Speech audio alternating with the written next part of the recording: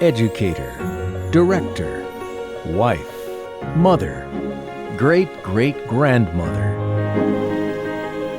In her 95 years, Rebbetzin Chave Hecht inspired generations of Jewish children. One of the few members of the Lubavitcher Rebbe's Secretariat, Rebbetzin Hecht led some of the most impactful initiatives in Chabad. Growing up in the 1920s, Chava lacked many of the opportunities that Jewish girls now possess, especially the ability to learn in a Jewish school. I went to public school, and I went to Talmud Torah every afternoon. We went to Talmud Torah 5 times a week. We went Sunday through Thursday to Talmud Torah, and we would go 2 hours a day. And I loved Talmud Torah very, very much. I loved it more than I did my school. There was a younger man in our young Israel who kept talking to the girls to go to Beis Yaakov. Beis Yaakov changed my whole life. When I came into school, you could tell the way the teachers taught us. You could see they were emes, you could see they were firm, you could see that everything they told us came from their heart. Every girl in the class was important to them. We all felt so important. Compelled to teach Jewish children in public schools about their heritage, Chava joined a team of fellow educators at the weekly Released Time program.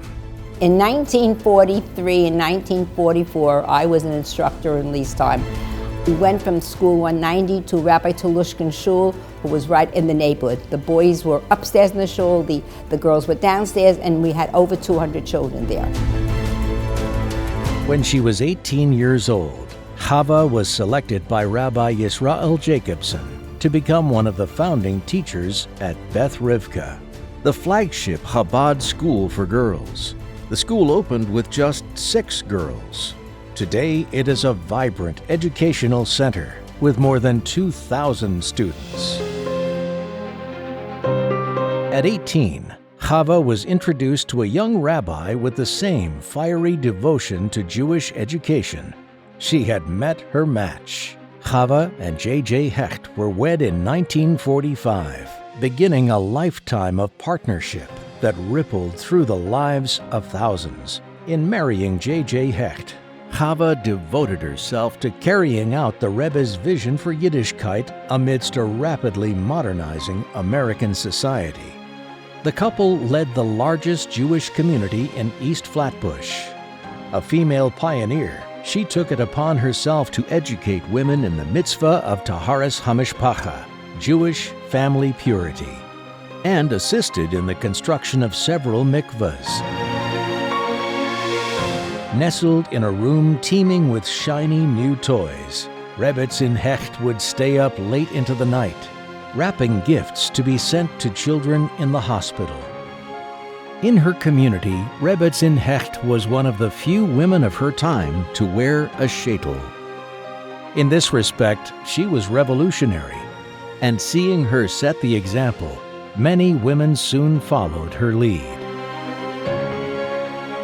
In every area of her work, Rebbetzin Hecht embodied the belief that Jewish women need to contribute to community life. Rebbetzin Hecht's parents came to the United States in the late 20s, and she, in fact, was the first generation American. With the education that they gave her, and with the night schools that she had to go to, and with the efforts that she put into her own education, she, Baruch Hashem, managed to become a director of a camp that she carried proudly for many, many years.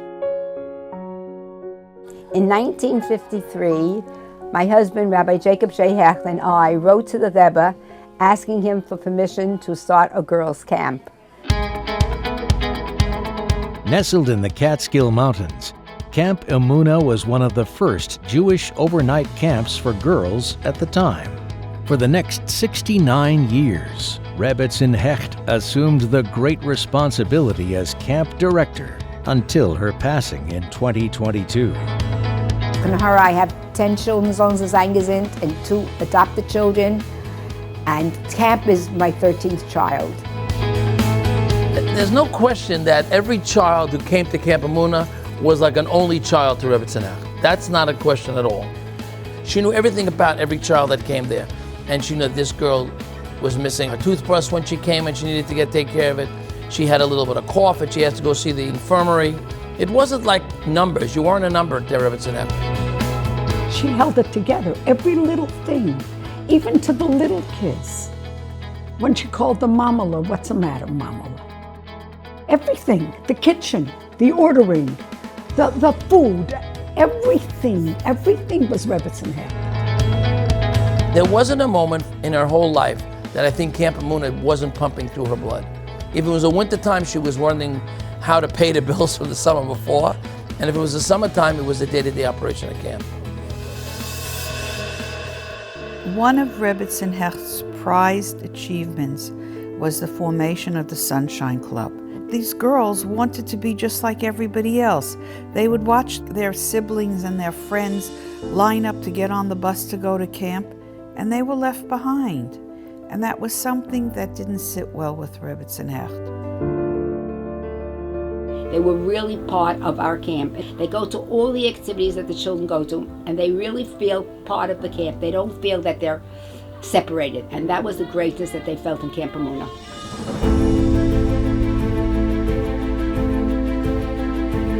When you're in camp, we had this feeling of a family. When we would sing in Camp Emunah that Rabbi Hecht was the daddy of us all, and that Rebbetzin Hecht was the mommy of us all, I really meant it, and so did everybody else.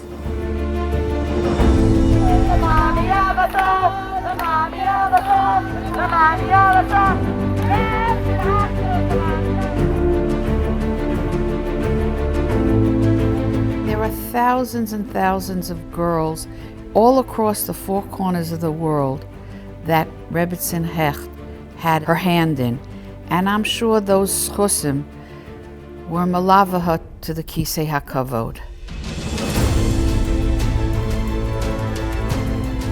I have 13 greatest accomplishments. My children and my camp. Those are my accomplishments. My children is very, very special, very, very special. And camp is very, very special.